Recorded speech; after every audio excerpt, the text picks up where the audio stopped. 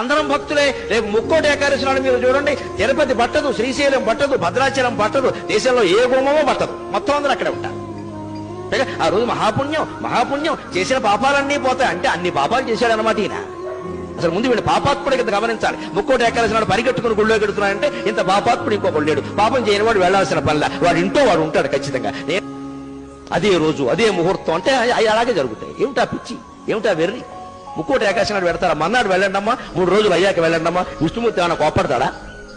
ఉత్తర ద్వారంలోంచే వెళ్ళాలి, తలుపులు బద్దలైపోవాలి.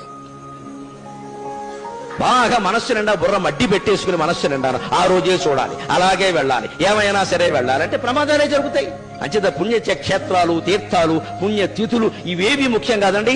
శరీరాన్ని మించిన క్షేత్రం లేదు, మనస్సును మించిన తీర్థం లేదు. సత్ప్రవర్తన కలిగి ఉంటే నువ్వే ఒక పుణ్యక్షేత్రం, నీకు నువ్వే ఒక పుణ్య తీర్థం.